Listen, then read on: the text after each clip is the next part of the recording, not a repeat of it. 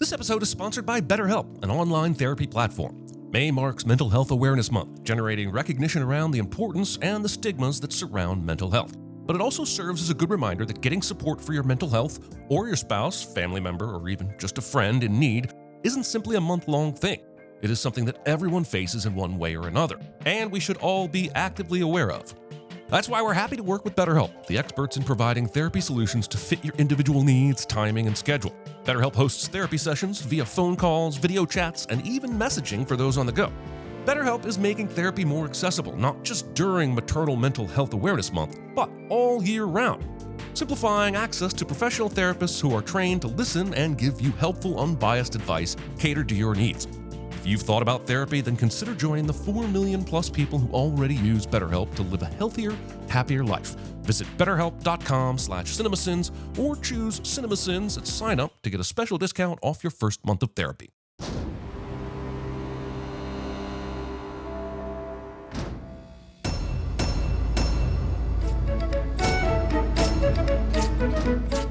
John may have no other family he cares about enough to occupy this precious emotional wall space, but dedicating this much of it to your cat is a sin.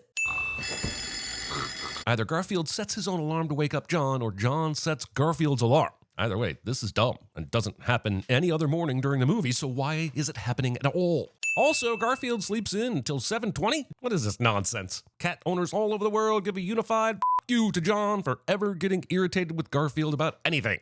I hate Mondays. When you quickly realize an entire movie is being based around a character whose two traits are that he hates Mondays and loves lasagna. That's it. That's the movie. Enjoy the next 80 minutes. Also, there is no cat hair in this bed. Not a one. Pookie, cover me.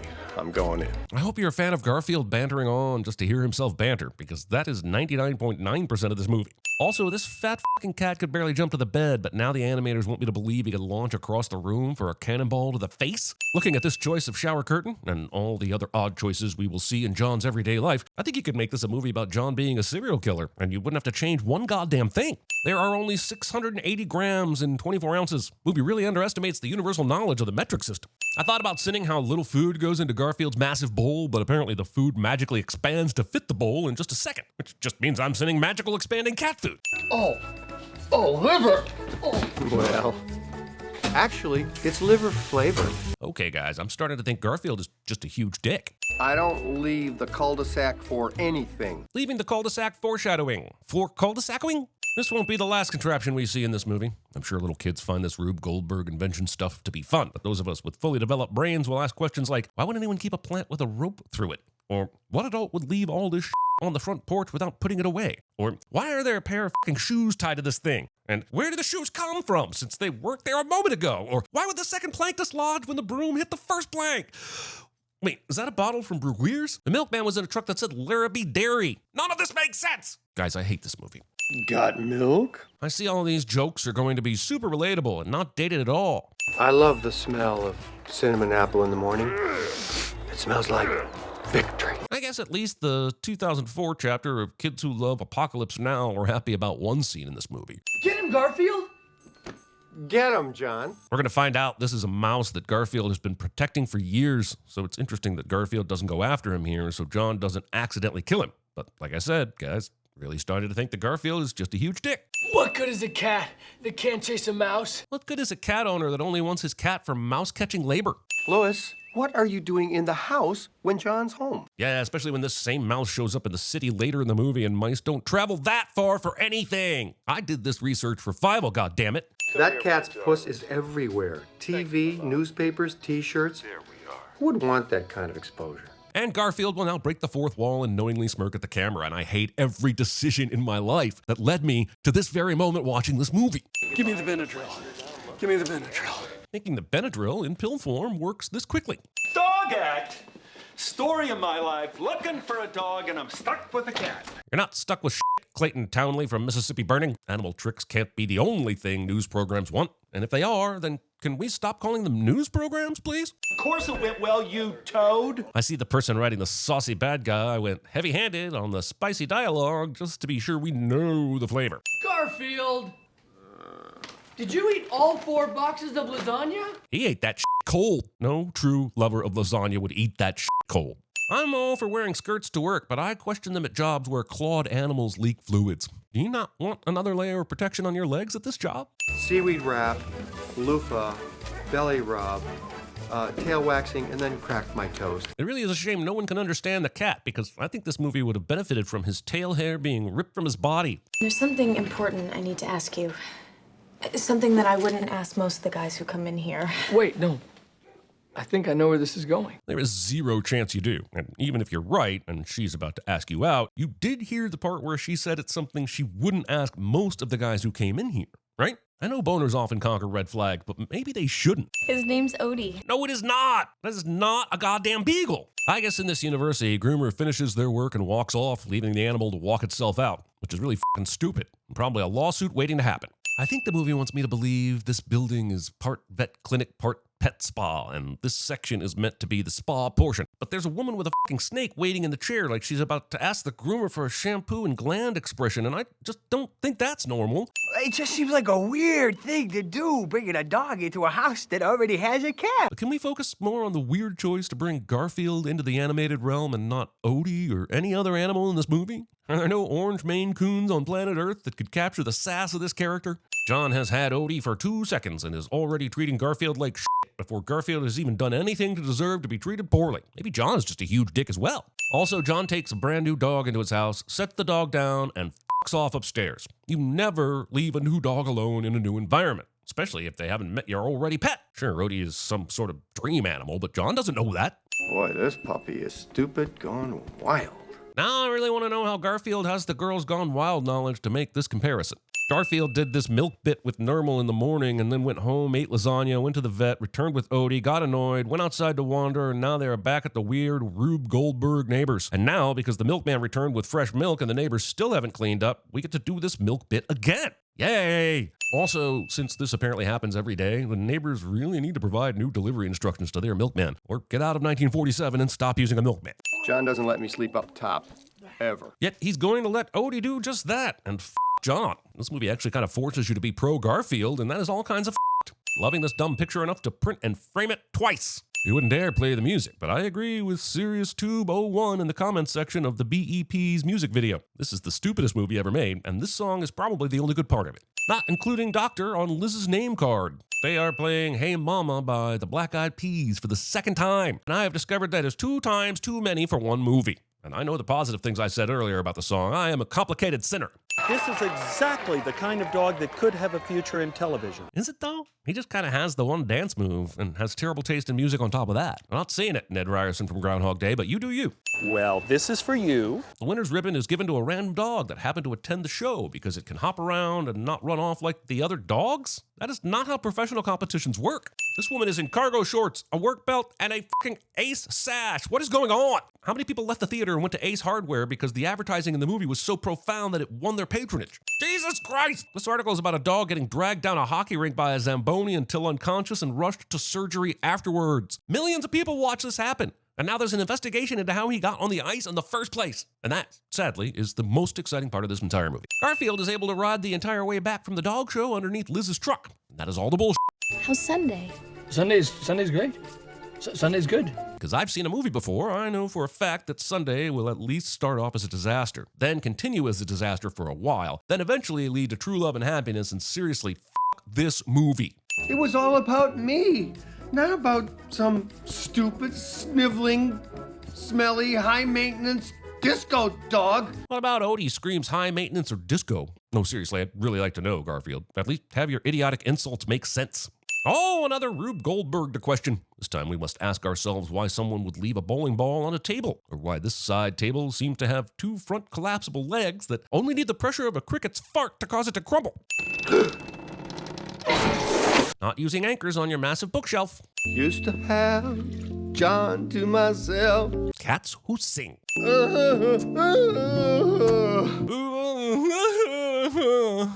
Odie, you came out here to be with me? So does that mean Garfield and Odie can open the doggy door when it's closed from inside the house? Because that can't be a good thing. That cat is such a pig.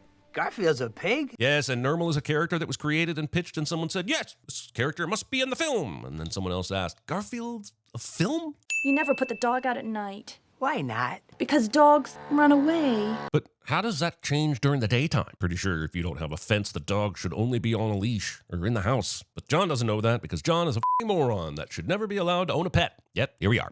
Sure, John. I'll eat all your lasagna for you. Lasagna dreams, which are a lot like wet dreams, but a lot messier, and usually involve Hulk Hogan. Don't ask. We can fix that. Kissing a mystery dog that statistically should have rolled in 12 things that could kill you. Posting your home address on a public sign. I was calling to see if you'd seen Odie.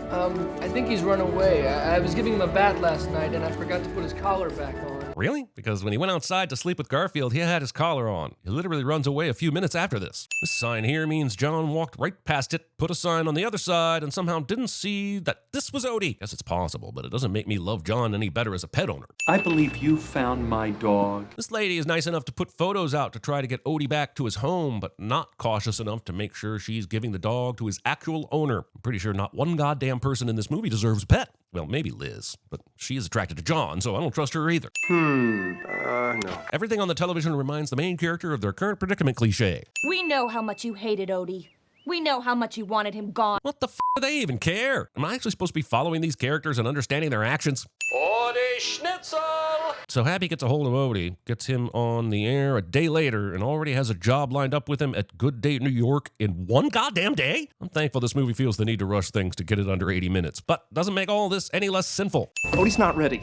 He's months of positive reinforcement away from consistently performing. Also, now Wendell is an expert dog trainer. Where was his confidence earlier when Happy wanted a dog? Guess they had to wait to steal a dog rather than rescue one from the shelter. You know, because they're the bad guys. Also, I see we're going for the bad guy happens to have a dangerous collar waiting in his desk drawer even though he hasn't had a dog yet levels of bad. Shouldn't have tried it without snacks. Movie wants me to believe the cat can't make it down the driveway without petering out, but forgot that it just showed me the same cat catching up to a truck, racing through an obstacle course of doggy items while being hunted by a pack of dogs, followed by Ninja clinging to the undercarriage for an entire ride home. Oh, taxi. And then the movie cuts to the bus heading into the city without showing us the scene where Garfield boards the bus. Did he ride in a comfy seat in the storage compartment underneath the bus? Who knows? No one cares. Garfield is on his adventure to a massive metropolis to immediately discover whatever he needs to move the plot forward. Yay! The end of the movie looms!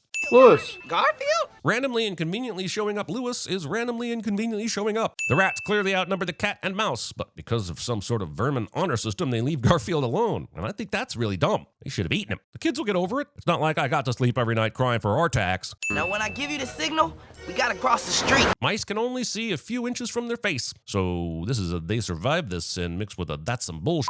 First thing Monday morning, I'm gonna get to work on losing those last 20 pounds. Monday morning resolutions. Guess we'll just purge the system. Seriously? That's all it takes is seeing something blocking the system and they just immediately go with the purge? Seems like premature purging to me, but you do you, terrible employees who should be fired immediately. Also, why does the dot just happen to be orange? Does the dot actually coincide with what color whatever is causing the blockages? Because that's f***ing stupid. This man sees this happen and doesn't immediately get on his walkie-talkie and freak the f*** out to his boss. We kind of got off on the wrong paw. Garfield thinks he has time for this. Surf's up. This works. Also mentioning the title of a different and much better children's film that I'd rather be watching now. All 9 of Garfield's lives survived this, and that gets you 9 cents. Pasta Pomodoro has a truck just for their lasagna? That seems like wasted overhead. This physics-defying cat is not covered in marinara after this explosion. Well, what have we got here? Looks like a suburban pet on a mission in the city gets captured by animal control at the worst time and has to find a way to escape cliche. Hey, McGillicuddy, there's an animal felony happening right there behind you. Garfield knows that humans can't hear him, so why is he wasting his breath? I wish he wouldn't, because then I wouldn't have to listen to him for 80 minutes straight. Oh, now this is insulting. You know I'm house trained. If we're supposed to believe that Garfield is smarter than your average cat, then don't have him say stupid shit like this, because the animal control guy doesn't know Garfield and would have no f***ing clue if he's house trained or not. And even if you are house trained, how are you letting someone know that in here? So stop poo-pooing the newspaper and maybe start poo-pooing all in the newspaper. Back it up, Red. Thinking Garfield is red. Why the f*** does this door have a president's seal on it?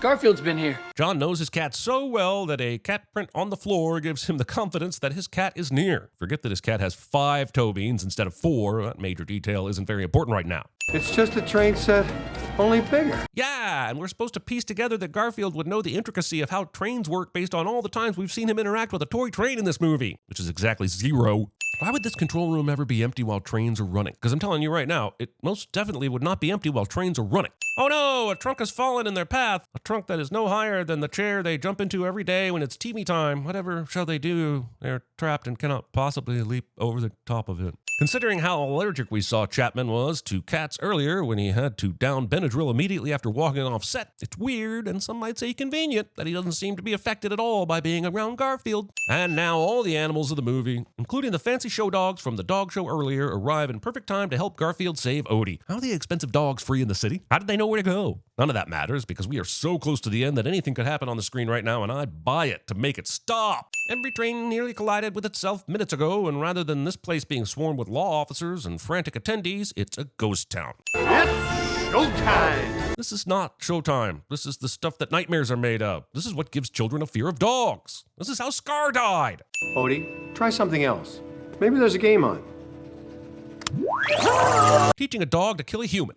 Details are sketchy, but it appears that a deranged man may be the cause of all the trouble here. They're talking about Happy Chapman, which I'm not sure how they think he's involved. He would have several witnesses proving he was on one of the trains when all this nonsense went down. And shouldn't the person most responsible be the f***ing idiot who wasn't in the goddamn control room when Garfield wandered in? Sources tell me that this incident somehow involved a dog and a very heroic cat. A heroic cat? I'm not sure how the news reporters would grasp this. Maybe there are some cameras in key places around the train station. Cameras that would have seen the psycho cat attempt to slam every train together on the track without caring for a single human life, for example. Driving your cat and dog home who recently escaped with the windows down. I've been waiting years for this. The dumb neighbor dog that is regularly bamboozled by Garfield has been waiting for years to watch his nemesis return from the city after a rescue attempt that nearly took the cat's life. That dog is f***ed up. John, I want to be more than your friend.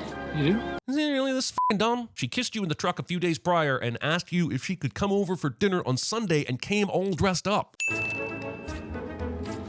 Everything you need to know about the flavor of this goldfish can be learned by watching JLH not chew that thing. Yeah, just one big happy family. Why are you talking directly to me throughout the whole f***ing movie, you freaky cat living outside of the bounds of film?